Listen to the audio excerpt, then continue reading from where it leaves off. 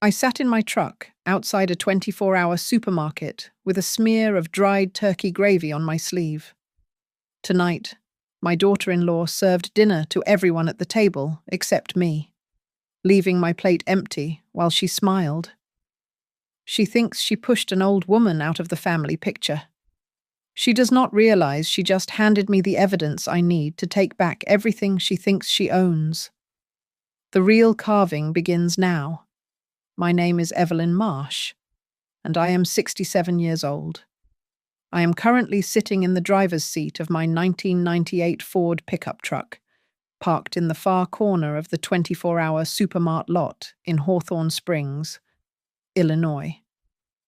The engine is off, ticking as it cools down in the freezing air. Outside, the first real snow of the season is dusting the asphalt, turning the dirty grey pavement into a pristine white sheet. But inside the cab, the windows are fogging up from the heat of my own erratic breathing. I looked down at my sleeve. There was a smear of turkey gravy drying on the cuff of my good wool cardigan. It was already stiff and turning a dark, ugly brown. The smell of it, salty and rich, mixed with the scent of old vinyl and stale coffee that permanently permeated the upholstery of this truck. It was a nauseating combination. Through the cracked window, I could hear the tinny sound of Jingle Bell Rock playing from the supermarket's outdoor speakers. It was a cheerful, mindless tune that felt like a mockery against the violent thudding of my heart. I felt like I had just run a marathon, yet I had only walked from my son's front door to the driveway. On the passenger seat beside me sat a plastic takeout container. My son, Luke, had shoved it into my hands as he ushered me out, muttering that he would pack me some leftovers so I would not go hungry. I reached over and popped the lid. It was empty, save for a crumpled, grease-stained paper napkin. There was no turkey, no stuffing, not even a spoonful of the cranberry sauce I had taught him how to make when he was 10. It was trash. He had handed his mother a box of trash as a parting gift. My phone vibrated against my thigh. The screen lit up the dark cab with a harsh blue glow. It was a text from Luke. I squinted to read the words through my reading glasses. Mum, you really embarrassed me tonight. You should apologize to Brianna. I stared at the message. The audacity of it made my hands shake. I looked at my fingers, watching them tremble.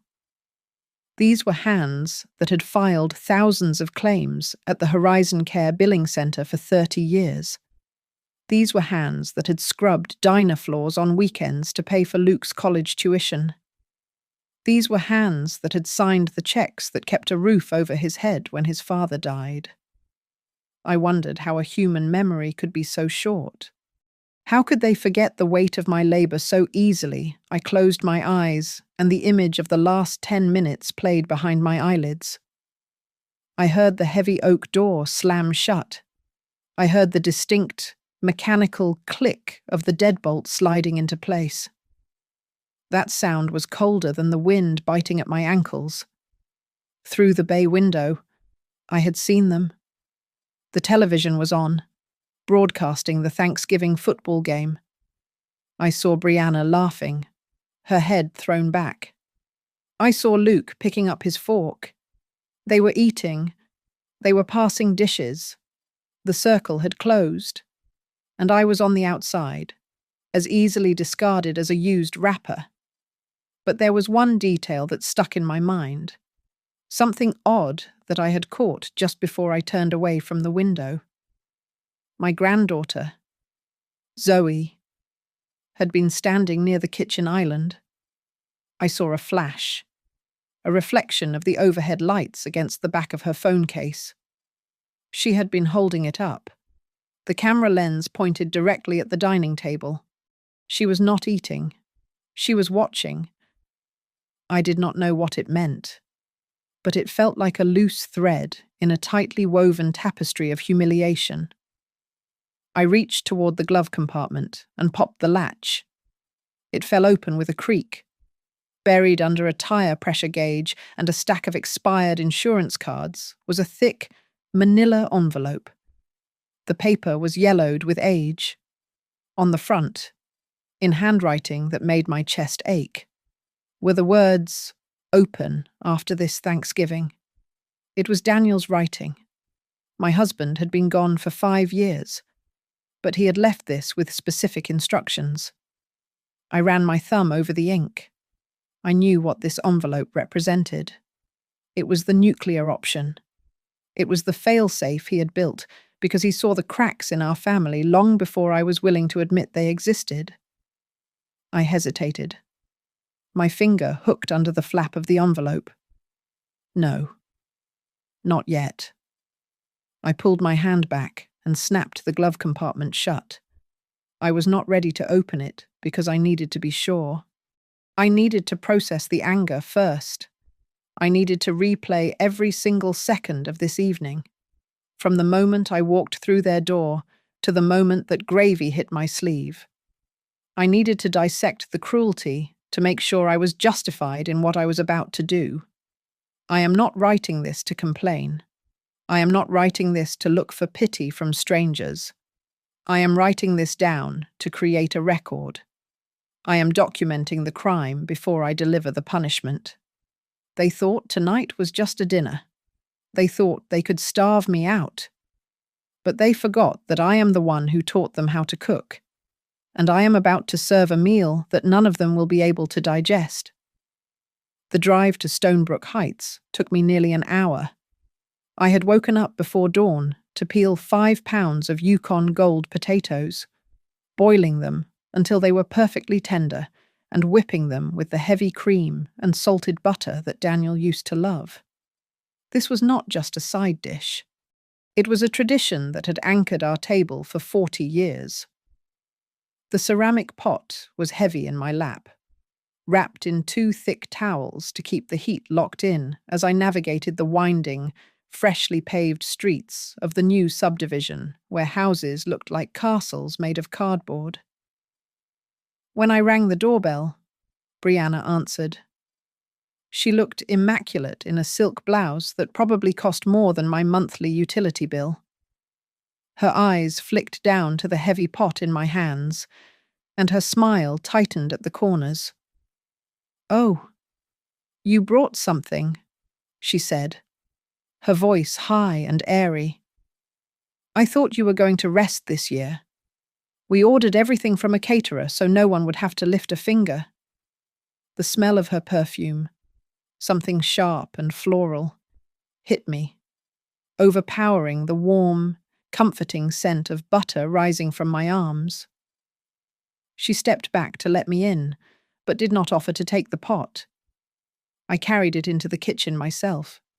The island was already crowded with sleek, silver chafing dishes from a restaurant in the city. Brianna walked over, took the pot from my hands, and slid it to the far end of a side table, tucking it behind a stack of napkins and a large floral arrangement. It was a deliberate erasure. She had not just moved the food, she had hidden my contribution, making it invisible. We moved to the dining room. The table was set with crystal glasses and linen napkins. Brianna took charge, directing traffic with the authority of a drill sergeant. "Dad, you sit at the head," she said to her father. "Mum, you take the spot to his right. Luke, honey, you are over here by the carving station. Kids, take the bench." She paused when she got to me. There was no name card at the remaining narrow space near the kitchen door. She waved a hand vaguely. "Mom, just sit wherever you can fit in." I squeezed into the chair. It was lower than the others, likely brought in from the patio. To my left. Brianna's mother leaned in toward her husband. She spoke in a stage whisper that was meant to be heard. "Honestly, it is such a risk for her to be in that old house alone these days. You know how accidents happen. They really should look into selling it and getting her paperwork in order while she is still lucid. I stared at the tablecloth, smoothing a wrinkle with my thumb, pretending I had lost my hearing along with my dignity. Then the food came. Brianna insisted on serving everyone herself. She picked up the heavy silver ladle, dipping it into the catering trays. She moved around the table clockwise. She filled her father's plate with turkey and stuffing. She filled her mother's plate. She piled food onto Luke's plate until it threatened to spill over. She laughed as she served the neighbors who had been invited last minute. I watched the ladle rise and fall. I watched the steam curl up from the roast turkey. The smell of sage and roasting meat filled the room, making my stomach cramp with hunger. The ladle came closer to me. I straightened my back, preparing to say thank you. But Brianna stepped past me. She moved directly to the children at the end of the table. She did not pause. She did not look down. It was as if my chair was empty. I sat there, stunned, my hands folded in my lap. I told myself it was a mistake. It had to be an oversight in the chaos of hosting. I waited for the second round. I waited for the third. The sounds of eating filled the room. Forks scraped against porcelain. Wine was poured. People chewed and swallowed. My plate remained a stark, blinding white circle in front of me. Grandma, one of the twins, Leo, asked, pausing with a forkful of stuffing halfway to his mouth. "Aren't you eating?" The table went quiet for a fraction of a second. Brianna did not miss a beat. She flashed a bright, sympathetic smile at her son. "Grandma is on a special diet. Sweetie." She said she wanted to save all her room for the pumpkin pie later. We have to be careful with her sugar levels. Remember? The lie was smooth, delivered with the ease of someone who had practiced it. I felt the blood drain from my face. I opened my mouth to correct her, to say that I had no such restrictions. But I looked at Leo's confused face and closed my mouth. I would not start a war in front of a 7-year-old. I decided to take matters into my own hands. I pushed my chair back and started to stand, reaching for my empty plate to walk toward the buffet. Brianna was there instantly. She placed a hand on my shoulder, not gently, but with a firm, downward pressure that forced me back into the seat. "Mum, sit down," she said, her voice dropping an octave so only I could hear the steel in it. "The kitchen is way too crowded, and the floor is slippery. If you fall and break a hip, it is going to be a huge burden on everyone. Just let me handle it." She emphasized the word burden. It landed like a physical blow. She turned back to her guests with that same plastered smile, leaving me sitting there. I looked down at my empty plate. I looked up and saw Luke cutting his turkey, refusing to make eye contact with me. That was the moment the humiliation stopped burning and started to freeze into something else.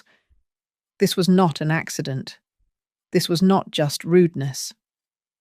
As the camera of my mind zoomed in on that pristine, empty china plate, I realized I was looking at a message. They were not just ignoring me. They were erasing me. And I needed to find out why. I looked down at my hands resting on the edge of the table, staring at the calluses that refused to fade. For 30 years. I sat in a cubicle at the Horizon Care Billing Center, processing medical claims until my eyes burned and my back seized up. When the 5 o'clock whistle blew, I did not go home to rest. I drove straight to a diner on the edge of town, swapped my blouse for a uniform that smelled of bleach and old grease, and scrubbed floors until midnight. I did it to make sure Luke never had to take out a student loan. My husband, Daniel, was just as tired, coming home from the garage with oil permanently stained into his nail beds. We worked ourselves to the bone so our son could have the soft life he was currently living. My mind drifted back to the Thanksgivings we used to host at our little house by Maple Creek. The dining room was so small that if someone pushed their chair back, they would hit the wall. But we always squeezed everyone in. There was always a folding chair for the neighbor whose wife had just passed, or for one of Daniel's mechanics who had nowhere else to go. We did not have catering trays or crystal glasses. We had laughter that shook the windows and a turkey that Daniel carved with the pride of a king. That ended 5 years ago. I was in the kitchen making biscuits when the phone rang. I still remember the feeling of flour dusting my cheek as I held the receiver against my ear. It was the foreman from the garage. Daniel had collapsed. A massive heart attack, right there between the hydraulic lifts. I remember staring at the white flour on my apron, unable to comprehend how the world could end while I was still standing in a warm kitchen. I did not have the luxury of collapsing. I had to arrange the funeral, sign the death certificate, and be back at work 3 days later because the mortgage did not care about grief. The life insurance payout was not a fortune, but it was enough to pay off the rest of the house and leave a modest nest egg. Luke and Brianna were the first ones to bring it up. They did not talk about security. They talked about opportunity. They used words like leverage and equity. They told me it was foolish to let money sit dead in a savings account. I remember the day I signed the co-sign papers for this house in Stonebrook Heights. We were sitting in the loan officer's glass office. I hesitated, the pen hovering over the signature line. Brianna had reached across the desk and squeezed my hand, her eyes swimming with tears. She told me she did not want her children growing up in a bad neighborhood. She asked me if I wanted my grandchildren to be safe. She knew exactly where to press to make me bleed compliance. So I signed. I signed away my security for their dream. The gratitude did not last long. Soon, the subtle erasures began. At church mixers. Brianna started introducing me as her mother-in-law who stays at home, conveniently forgetting the 40-hour work weeks I still put in. If I misplaced my car keys, which happens to anyone, she would exchange a knowing look with Luke and whisper about cognitive decline. It was a slow, deliberate campaign to paint me as a liability. The worst moment came 2 months ago. I was staying over to watch the kids, and the house was quiet.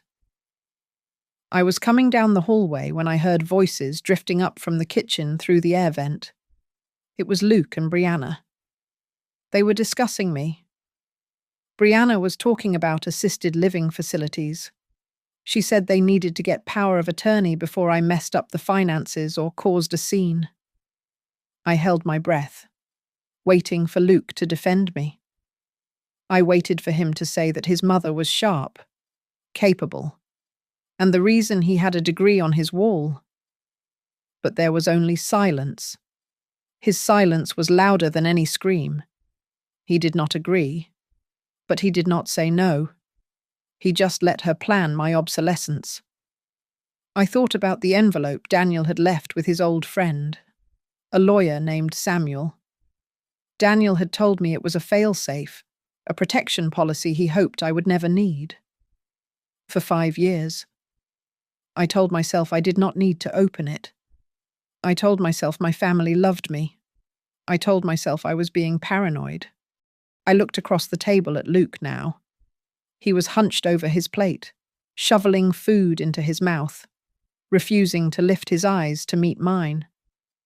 The boy who used to beg to lick the spoon when I made mashed potatoes was gone.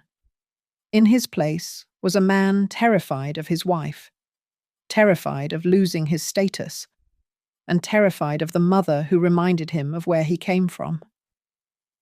I watched him chew, and a cold, hollow realization settled in my chest. I did not recognize him. I asked myself the question that haunts every parent who has given too much. What exactly did I raise? The tension at the table began to curdle during the toasts. It was a tradition in our family to go around the circle and say what we were thankful for. Brianna led the ceremony, pointing a manicured finger at each guest, soliciting gratitude like she was collecting taxes. She nodded at her parents, at Luke, even at the neighbor who had just moved in down the street. When her eyes swept past me, she simply turned to the turkey as if the circle was complete. I cleared my throat and stood up, my knees popping slightly in the silence. I wanted to say something about Daniel. I wanted to say that even though my plate was empty, I was thankful for the memory of the man who had built this family. I am thankful for Daniel. I started, my voice trembling just a little. Brianna cut in immediately, her voice loud and jarring. "Okay, Mum, that is great," she said, clapping her hands together once. "But let us not let the gravy get a skin on it. We can do the memories later." A few people chuckled nervously, but I sank back into my chair, the words dying in my throat. As the silverware began to clatter against the china, Brianna launched into a story. She pitched her voice to carry to the far ends of the table. "It is just so hard lately," she said, adopting a tone of exhausted sainthood. "Just last week, Mom almost burned her kitchen down. She left a dish towel right on the burner. If I had not stopped by, the whole block would have gone up." My fork froze in my hand. That incident had happened 3 years ago, and it was because the pilot light was faulty, not because I had forgotten. She was twisting an old accident into a current diagnosis. I looked around the table. I saw the pity in their eyes. I saw Luke's college friend lean over to his wife and whisper loud enough for me to hear. "It is sad. But maybe it is time they put her in a facility." The humiliation burned hotter than any fire. By the time dessert arrived, I was numb. Brianna sliced the pumpkin pie, placing massive whipped cream-topped wedges onto dessert plates. When she got to me, she did not serve me. Instead, she gestured toward the living room. "Mum, why don't you go sit on the sofa? I made you some herbal tea. It is better for you." I watched as everyone else dug into the pie. My grandson, Leo, looked at me with wide, innocent eyes. "Mom says you have diabetes now." "Grandma," he whispered. "She says sugar makes you sick." That was the breaking point. I did not have diabetes. My blood sugar was perfect. I stood up, my voice steady for the first time all night. "Dr. Henderson said my levels are fine," I said, addressing the room. "I can have a slice of pie." "Brianna." The room went dead silent. Brianna gasped, pressing a hand to her chest as if I had slapped her. "Are you accusing me of making things up in front of our guests?" she asked, her voice wobbling with fake tears. "I am just trying to protect you. And this is the thanks I get." Luke stood up, wiping his mouth with a linen napkin. I looked at him, begging him silently to tell the truth. Instead, he avoided my gaze. "Mum, please," he hissed under his breath. "Do not make a scene. We will talk about this later. Just go sit down." I turned and walked out the back door onto the patio. I needed air. I fumbled for my phone to call my friend, simply to hear a friendly voice, but the door opened behind me. Brianna was there. She was holding my old wool coat and my handbag. "You seem really tired." "Mum?" she said, thrusting the items into my arms. Maybe you should just go home and sleep it off. I really do not want the children to see you fighting with everyone. I was being evicted. Luke appeared behind her, looking miserable. I can drive you. Mum. He offered weaky. No, you cannot. Brianna snapped. The SUV is full of the donations we are taking to the shelter tomorrow. There is no room. Mum drove here. She can drive back. It is fine. She all but pushed me toward the stairs. The snow had been falling for hours, and the wooden steps were slick with ice. My boot lost traction on the top step. I flailed, my heart lurching into my throat, ready to tumble down onto the concrete. Sudden, strong hands grabbed my arm. It was Walt, the neighbor from next door who had been walking up the driveway to borrow a shovel. He steadied me, his grip firm. I have got you. Evelyn, he said, looking concerned. I looked back at the door. Brianna was standing there, framed by the warm light of the hallway. She saw Walt holding me up. She did not ask if I was okay. She shouted, loud enough for Walt and anyone else on the block to hear. See, she is barely steady on her feet anymore. It is just too dangerous for her to be alone. She really needs to be in a home. The door clicked shut. The lock turned. I stood there in the freezing wind, clutching my purse. I looked at the closed door, and suddenly the tears stopped. This was not just a bad dinner. This was a performance. Every missing plate, every lie about the fire, every staged slip-up was a scene in a play she was writing. The ending of that play was me in a state-run facility and her with the deed to my house. She was not just being mean. She was building a case. And tonight was the dress rehearsal.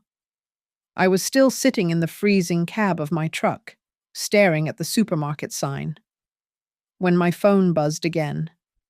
It was not Luke this time. It was a number I did not have saved, but the area code was local.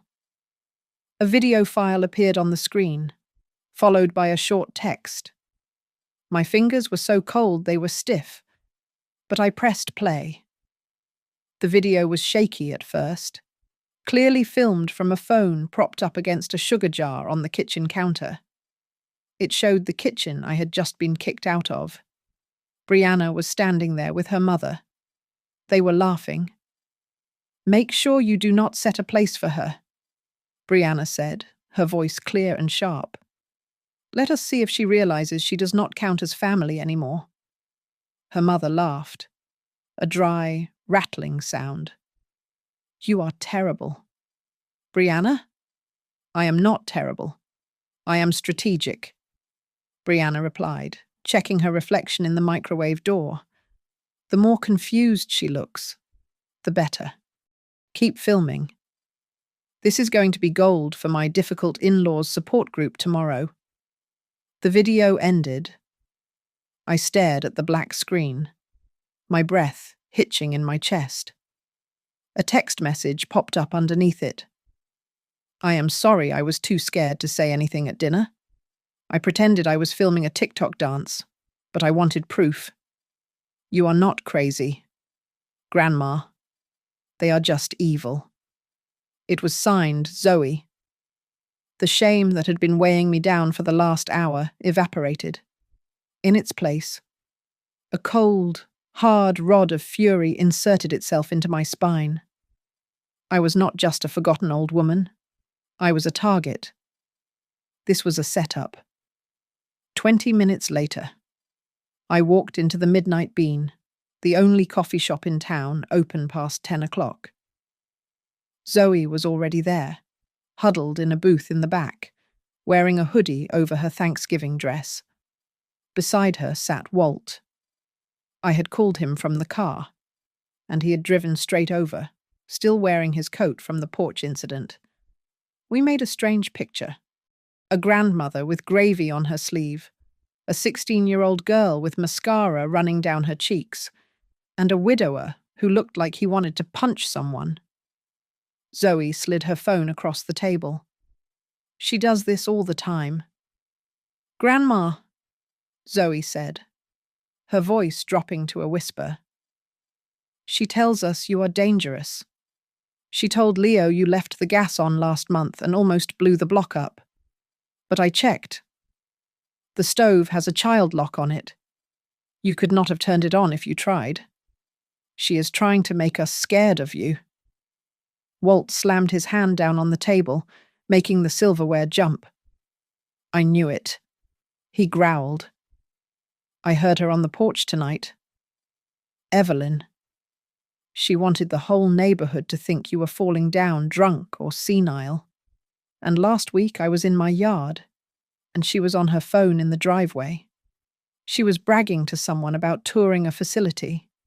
She called it the Pines. She said she was going to have you settled in a semi-private room by Christmas. I felt the blood drain from my face. The Pines was a state-run warehouse for people with no money and no family. It was a place people went to die.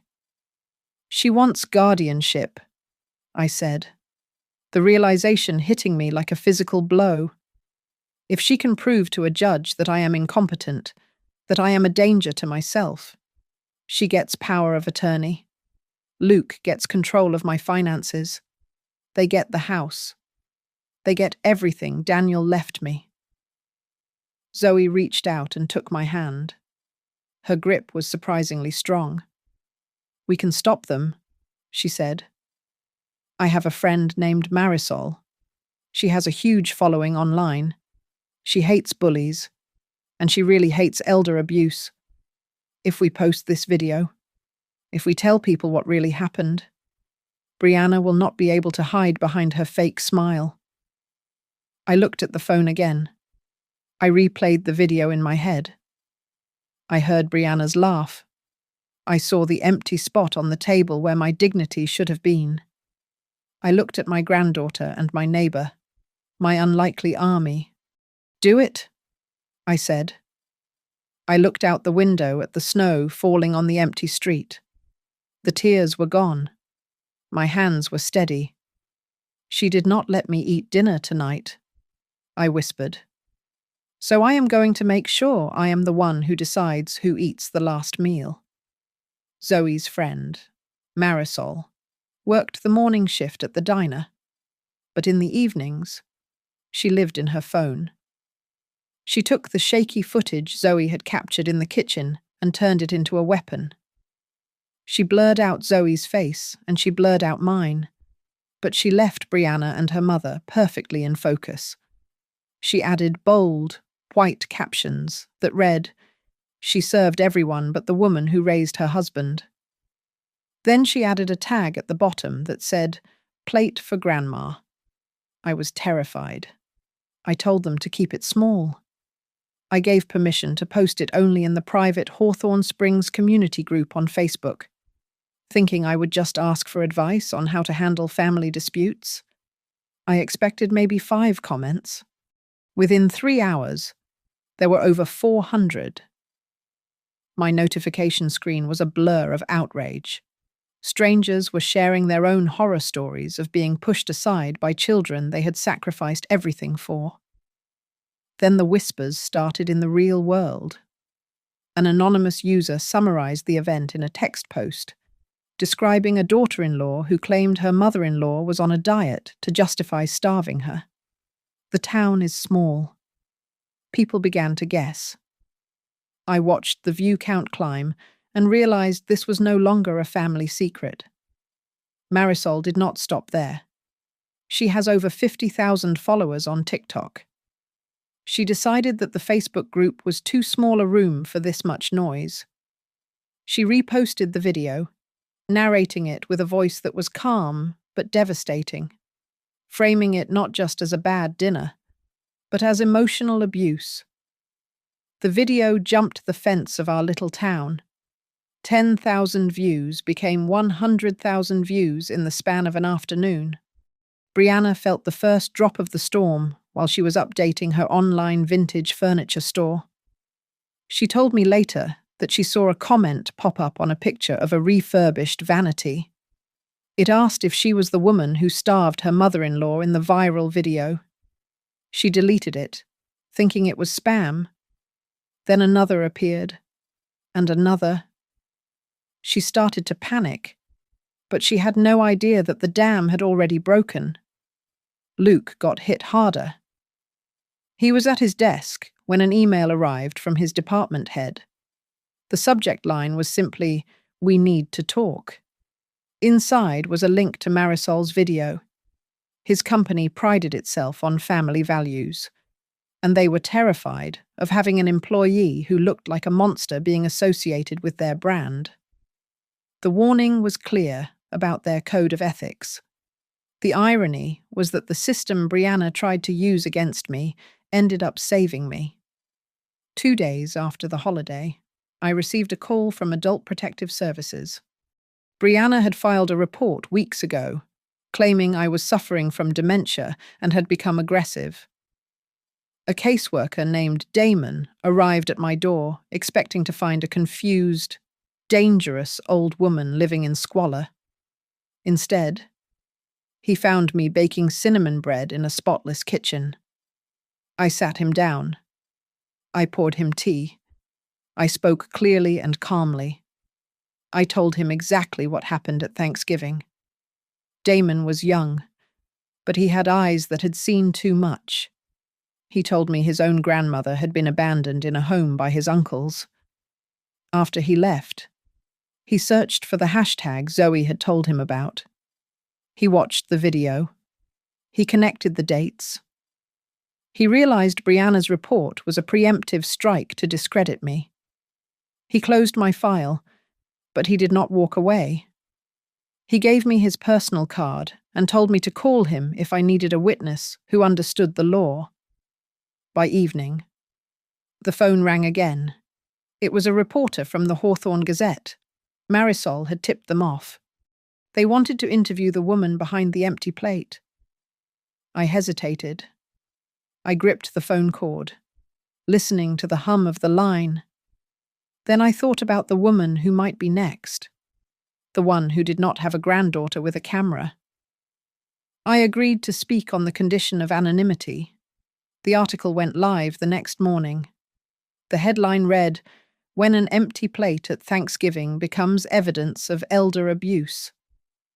I sat at my kitchen table and read the words. I shivered. My personal humiliation was gone. In its place was a siren wailing over the rooftops of Hawthorne Springs, warning everyone that the truth was coming. I finally sat down at the kitchen table and slit the seal on the envelope Daniel had left me. Inside was not a simple letter, but a legal document drafted by the firm Monarch and Fields. It was an amendment to our living trust that I never knew existed. Daniel had set up a specific clause regarding the distribution of our assets. The bulk of our estate was held in a trust that would only transfer to Luke upon my death, if, and only if, there was no evidence of abandonment or abuse. It gave me the unilateral power to redirect every single penny to a charity of my choice if those conditions were violated. Clipped to the back was a handwritten note on yellow-lined paper. My hands shook as I read Daniel's blocky script. He wrote that he had a bad feeling about Brianna from the start. He wrote that he feared she saw us as inventory rather than family. He warned me never to sign a single paper without a lawyer present and to keep a log of everything if I ever felt pressured. That letter was no longer just a message from the grave. It was my instruction manual.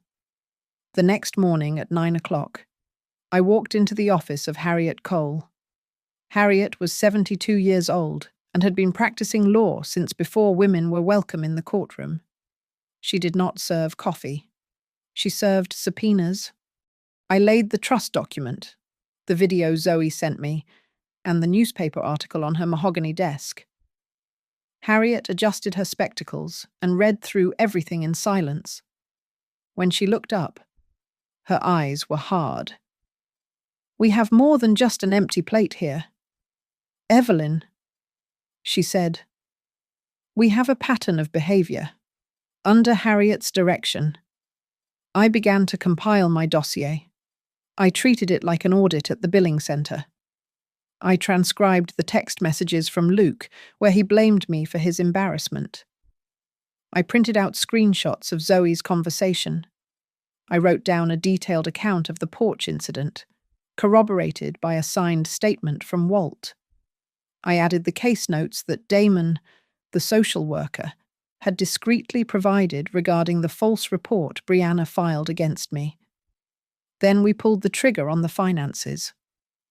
Harriet drafted a formal notice to Luke, informing him that the trust was under review due to suspected violation of the behavioral clause. We simultaneously froze his access to the joint emergency account we had set up years ago. It was a warning shot across the bow, legal and precise. But legal victory was not enough. I needed public accountability. I met with Marisol and Damon to plan what we called the second Thanksgiving. We rented the community hall at the local church. The concept was simple. It would be a free, lavish dinner for seniors in Hawthorne Springs who had been left alone during the holidays. We pitched it as a heartwarming community event, but it was actually a stage. Marisol used her connections to invite a local television crew and a popular YouTuber who specialized in exposing injustices. I agreed to show my face on camera for the first time. I was done hiding. The final piece of the trap was the invitation. I hand-wrote a card to Luke and Brianna. I invited them and Brianna's parents to join us at the church, phrasing it as an opportunity to heal and give back to the community. I made no mention of the cameras. I made no mention of the trust review. Brianna took the bait immediately. She texted back within 10 minutes, saying they would love to come. She saw it exactly as I hoped she would. To her, this was a photo opportunity.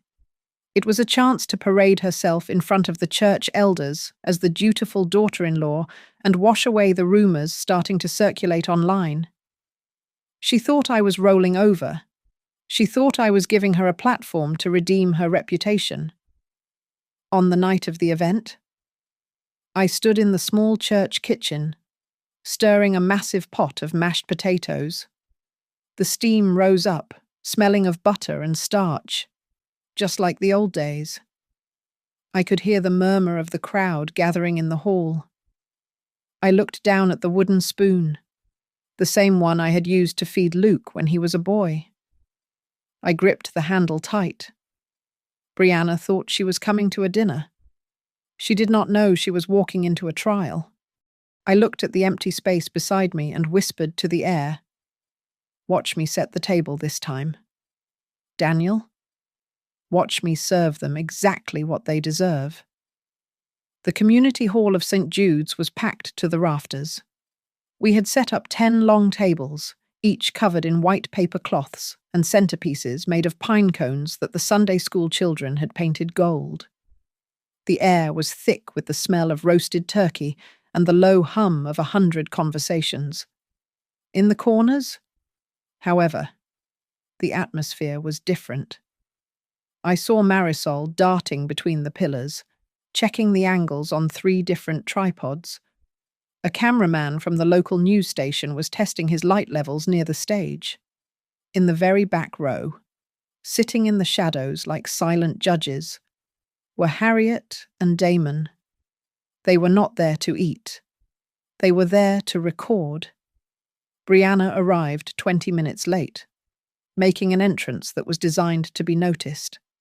She was wearing a cashmere sweater that looked soft enough to sleep in, and she carried 2 large plastic trays of store-bought cookies. She moved through the crowd with a practiced grace, shaking hands with the pastor and leaning in to whisper to the elderly deaconesses. "We just believe it is so important to honor our elders," I heard her say, her voice pitching up into that sweet, false register she used for company. Luke and I just wanted to do our part. I stood by the kitchen doors, wiping my hands on my apron. I smelled like butter and sage, a stark contrast to Brianna's expensive perfume. I watched her work the room, confident that she was the benevolent patron of the evening. She had no idea that the floor beneath her feet was a trapdoor. When the noise settled, Father Mike stepped up to the small wooden podium. He welcomed everyone and then gestured toward me. "I would like to invite up the woman whose heart and hands made this evening possible," he said. "Evelyn Marsh." Brianna froze. She was halfway to her seat next to Luke, and I saw her head snap toward the stage. She did not know I was the organizer. She thought I was just another attendee. I walked up the steps, took the microphone, and looked out at the sea of faces. I looked right at her. I did not start with a welcome. I started with a story. "I want to tell you about a Thanksgiving dinner that happened not long ago." I began, my voice steady, amplified through the old speakers. It was a dinner where a mother sat at a table surrounded by her family. But while everyone else was served, her plate was left empty. She was told she was on a diet. She was told she was confused. She was told she was a burden. The room went dead silent. The clinking of forks stopped. Brianna shifted in her seat, her smile faltering. Most people would think this was just a mistake. I continued. "But what if I told you it was a plan? What if I told you that the empty plate was not about food, but about erasing a person I signaled to Marisol? If you have seen a certain video online, you know exactly what I am talking about." Marisol hit a button on her laptop. A projector beamed a bright, rectangular image onto the white wall behind me. It was the kitchen video. The sound was cranked up to the maximum. Brianna's voice boomed through the church hall, distorted but unmistakable. "Make sure you do not set a place for her. Let us see if she realizes she does not count as family anymore." The clip ended with her cruel, echoing laugh. The reaction was instantaneous. A collective gasp sucked the air out of the room. People turned in their chairs. Hundreds of eyes locked onto Brianna.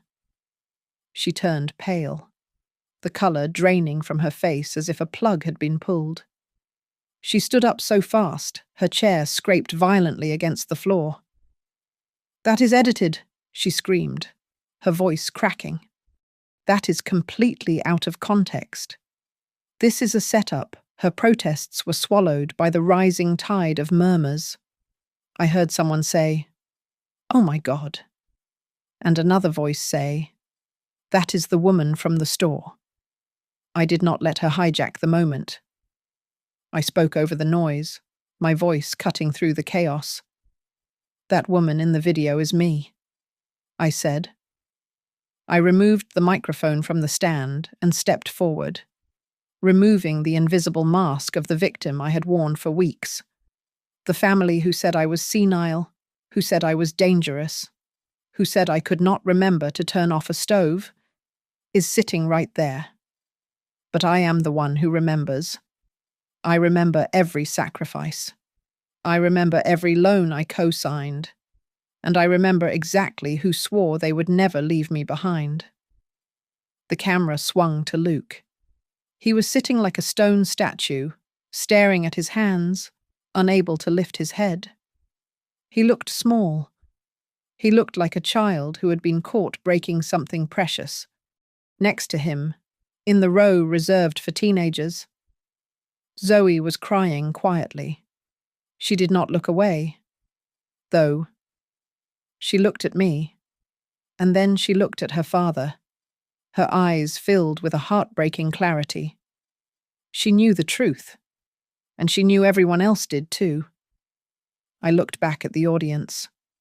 "Tonight, there is enough food for everyone," I said, my voice softening but losing none of its steel.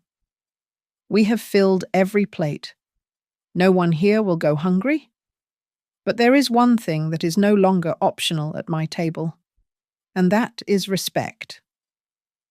The applause started slowly, with one person clapping near the back, probably Walt, and then it rolled forward like a wave, crashing over the pews until the whole room was standing. The YouTube camera's red recording light blinked steadily, capturing every second of it. The video Marisol had posted was just the spark. This was the fire. And as the applause washed over me, I knew that by morning, the heat of it would burn far beyond the borders of Hawthorne Springs. The fallout from the second Thanksgiving was immediate and nuclear. My speech at the church did not just go viral, it became evidence. While the internet debated the morality of the empty plate, Harriet Cole was busy filing a formal request for the court to investigate what she termed a conspiracy for financial guardianship and emotional abuse. We were no longer playing nice. We were playing for blood. Brianna, however, did not back down. She swung back with the desperation of a cornered animal. She filed an emergency petition asking the court to appoint Luke as my immediate guardian. Attached to the file was a medical report from a doctor I had seen only once at a backyard barbecue. A friend of hers named Dr. Evans. In his professional opinion, based on observations, I was suffering from rapid onset dementia and paranoid delusions. It was a fabrication designed to lock me away before I could destroy them. Harriet smelled the fraud the moment she read the papers. 2 days before the hearing, Damon drove me to a university hospital 3 cities over. We paid out of pocket. I underwent 4 hours of cognitive testing, a full neurological exam, and an MRI. The results were crystal clear. My brain was as sharp as it had been when I was 20. The only diagnosis the doctors gave me was mild anxiety, which they noted was a perfectly normal reaction to being gaslighted by one's own family. The hearing took place on a Tuesday morning. The courtroom was sterile, smelling of floor wax and old wood. Brianna walked in carrying a thick binder, her chin high, looking every inch the concerned caregiver. She truly believed her social connections and her doctor friend would outweigh the truth. She thought she was there to finalize a transaction. The judge, a woman in her late 50s named Judge Sterling, adjusted her glasses and looked at the 2 stacks of paper before her. Harriet stood up and presented the independent medical results. "Your Honor," Harriet said, her voice dry and cutting, "we have a comprehensive evaluation from the head of neurology at St. Jude's Hospital, conducted 48 hours ago. It directly contradicts the affidavit provided by the petitioner's friend." I watched Brianna's face as the judge read the report. The smugness evaporated, replaced by a flicker of genuine panic. She whispered something to her lawyer, but he just shook his head. Harriet then dismantled their motive. She laid out the terms of Daniel's trust. She explained the clause that denied Luke the inheritance if I was abandoned or abused. She drew a straight, logical line between Brianna's sudden concern for my health and the financial windfall they would secure if I was declared incompetent. The video from the kitchen was not just a TikTok trend anymore. Harriet entered it as Exhibit A, proof of a calculated attempt to degrade my mental state. Then came the witnesses. Zoe took the stand first. She looked small in the big wooden chair, but her voice did not waver. She told the court how Brianna had instructed the children to treat me like I was invisible. She explained that she recorded the video because she felt in her gut that what was happening was a crime. Walt followed, describing the incident on the porch with the precision of a retired military man. Then Damon took the stand, professionally dismantling the lies about my home being a hazard. He testified that my house was orderly, my fridge was stocked, and my mind was clear. When Luke was called, his lawyer must have told him to dump the blame on his wife to save himself. But Luke could not even do that right. He sat there, unable to look me in the eye. When Harriet asked him if he had witnessed his wife denying me food, he slumped. I saw it. He whispered. "And what did you do?" Harriet asked. I stayed silent. He admitted. That silence was his sentence. He had just admitted to being complicit in the neglect of his ward. Brianna's turn was the finale. She tried to cry. She pulled a tissue from her sleeve and dabbed at dry eyes, claiming the video was just a joke, a bit of dark humor that we had blown out of proportion. It was just a prank. She sobbed. We love her. Harriet did not argue. She simply projected a series of screenshots onto the court monitor. They were the text messages Zoe had provided. One stood out in sharp relief. It was a text from Brianna to her best friend, dated 2 weeks before Thanksgiving. Do not worry about the old witch. By next year, she will be safely tucked away in the nursing home, and we will finally have the equity from her house. The courtroom went dead silent. Brianna stopped crying instantly. The lie had been stripped naked. Judge Sterling let the silence hang in the air for a long time. She looked at Brianna, then at Luke, and finally at me. When she spoke, her voice was devoid of warmth. I have had to make difficult decisions about my own parents, the judge said. I know the weight of that responsibility, but I also know the difference between care and predation. She leaned forward, her gavel resting in her hand. The law does not judge emotions, Mrs. Marsh. The law judges behavior, and your behavior has been predatory. She struck the gavel. The petition for guardianship is denied with prejudice. Mrs. Evelyn Marsh is recognized by this court as fully competent. Furthermore, I am forwarding the transcripts of this hearing and the evidence provided to the District Attorney's Office. I am recommending an investigation into filing a false report and conspiracy to commit fraud.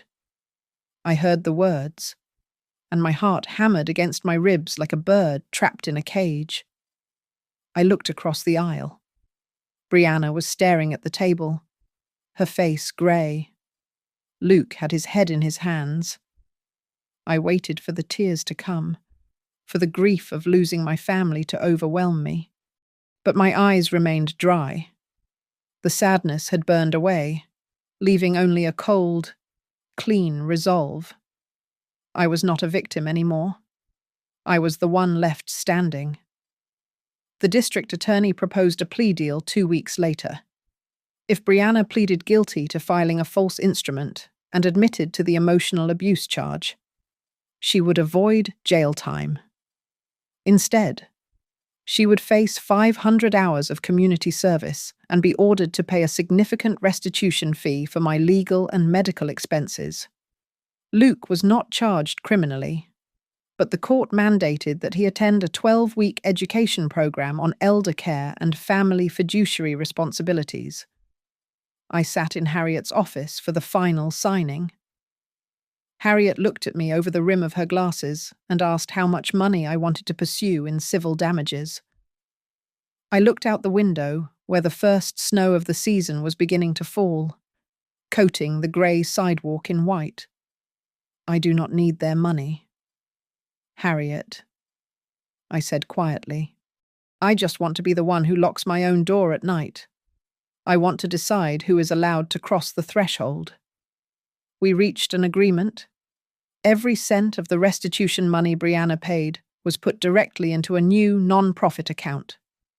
We named it the Daniel Marsh Fund.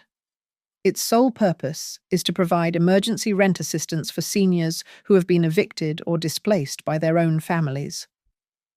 It was a specific, poetic kind of justice. The money Brianna had tried to hoard was now being used to save the very people she looked down upon. We also revised the trust. Harriet and I sat for hours restructuring the language. Luke was not entirely disinherited, but he lost his position of power. The house and the bulk of my savings were placed into a protected trust for Zoe and the twins. They would only receive access when they turned 25, and only if they could prove they were financially independent. I was not going to raise another generation that waited for a handout. Luke came to see me a month later. He came alone. It was the first time he had stepped foot in my house since the trial. He sat at the kitchen table, weeping. He talked about the crushing debt they were in. He talked about how Brianna had manipulated him. He apologized over and over. I listened. I poured him coffee. But I did not hug him. I did not tell him it was okay. "You are my son, Luke," I told him, placing my hand flat on the table. "I will always love you, but you are no longer the person I would trust with my life. That part of our relationship is gone." He left with his shoulders slumped, and I locked the door behind him. Brianna faced a different kind of sentence. As the story spread, her curated online life collapsed. Her vintage furniture store was boycotted so heavily she had to shut down the website. Her suppliers dropped her contracts. Even her parents quietly stopped attending the church, unable to bear the stares of the congregation. It was a social execution, and I did not have to lift a finger to make it happen. I just stood back and watched gravity do its work. When the next Thanksgiving arrived, I hosted dinner at my house. The table was crowded. Walt was there, wearing his best tie. Zoe sat next to Marisol, who was live streaming the turkey carving. Damon brought his wife. Harriet sat at the end, cracking jokes. Interspersed among them were 3 elderly strangers, the first recipients of the Daniel Marsh Fund, who had nowhere else to go. There was not a single person at that table who was related to me by blood, except for my granddaughter. But I had never felt more surrounded by family. There was one empty chair at the head of the table. In front of it, I placed a single china plate. On the plate sat the open envelope and Daniel's letter. Before we ate, I picked up the letter, read the first few lines to myself, and placed it back down. It was my own private ritual, a way of setting a place for the man who had seen the truth before anyone else. Before the carving began, Marisol turned her camera toward me. This time, there was no blurring, no hiding. I looked straight into the lens. "If someone leaves your plate empty," I said, my voice steady and clear, "remember that you still have the power to set your own table. And sometimes, if you are lucky, you can set it for others too." Later that night, after the last guest had left, I stood alone at the sink. The house was quiet, filled with the lingering scent of pumpkin pie. I picked up the empty plate from the head of the table. I washed it with hot, soapy water, dried it with a clean towel, and placed it on the shelf. My chest felt light. The suffocation of the previous year was gone. I had not forgotten, and I had not truly forgiven. But I had done something more important. I had taken back the pen. I was the one writing the story now. Thank you so much for listening to my story. I would love to know where you are tuning in from. So please drop a comment below and share your thoughts. If you want to hear more entries from my life, please subscribe to Grandma's Family Diary, hit that like button, and give this video a hype so we can make sure this story gets heard by everyone who needs it.